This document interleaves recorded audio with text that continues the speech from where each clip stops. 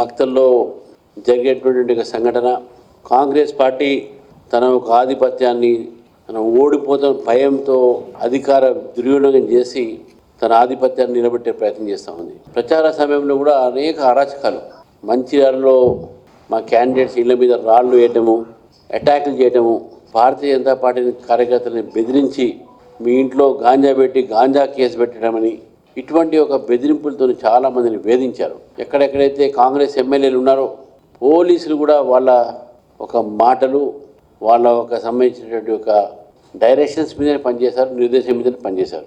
తెలంగాణలో కాంగ్రెస్ పార్టీ ఎక్కడ మా రాజకీయ పట్టు కోల్పోతున్న భయంతో ఈ అన్ని అరాచకాలు చేయడం జరిగింది. ఇవాళ కూడా అనేక పోలింగ్ స్టేషన్స్లో కూడా భారతీయ జనతా పార్టీ కార్యకర్తల మీద దాడి చేశారు, ఎల్లగొట్టే ప్రయత్నం చేశారు. అయినప్పుడు కూడా మా కార్యకర్తలు ఎక్కడ కూడా కదలలేదు, అక్కడే ఉన్నారు, పోరాడారు. పోలీసులకు మేము ఫిర్యాదు చేసినాము, స్టేట్ ఎలక్షన్ కమిషన్ కూడా మేము ఫిర్యాదు చేశాము. ఇప్పటికే చాలామందిని వాళ్ళు పిలిపించి బెదిరిస్తూ నువ్వు ఏ పార్టీని గెలిపించినా చైర్మన్కు మాకే ఓటేయాలని చెప్పి కూడా బెదిరిస్తూ ఉన్నారు. ఇంత అధికార వ్యామోహం ఏందో కాంగ్రెస్ పార్టీకి మీరు చెప్తా ఉన్నాం. మీరు మా గెలిచిన ఒక అభ్యర్థులని ఏదైనా అయింది అని అంటే స్వయాన రేవంత్ రెడ్డి గారే బాధ్యత వహించారని చెప్పేసి కూడా చెప్తా ఉన్నాను. మాకు తెలుసు ఈరోజు వాళ్ళు చాలా స్థానాలు ఓడిపోతారు.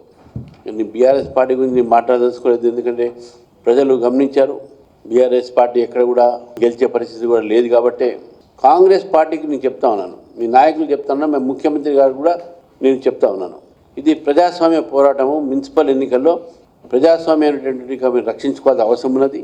మీరు మీ అధికారులతోని పోలీసులతోని ఈ విధంగా భారతీయ జనతా పార్టీ మీద వేధింపులు చేస్తే మేము కూడా దాన్ని ప్రతిఘటిస్తే ఎదురు తిరిగితే ఏమైపోతుందో ఒకసారి మీరు ఆలోచించండి.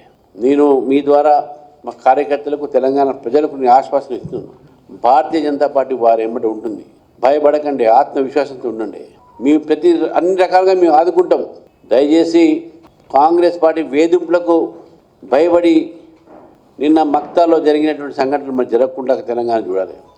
ఇంతవరకు దాన్ని బాధపడుతున్నారో చెప్పలేదు. బీజేపీలో రాజకీయ లబ్ధి కోసం చేస్తున్నారు అంటున్నారు, కానీ అది చనిపోయిన బాధ కూడా లేదు ఒకరికి. ముఖ్యమంత్రి గారు స్వయం జిల్లాలో అయితే కూడా వారు కూడా కండోలెన్సరిగా చెప్పట్లేదు. ఇది ఎక్కడ ఈ యొక్క మానవత్వం నాకు అర్థం కాదు.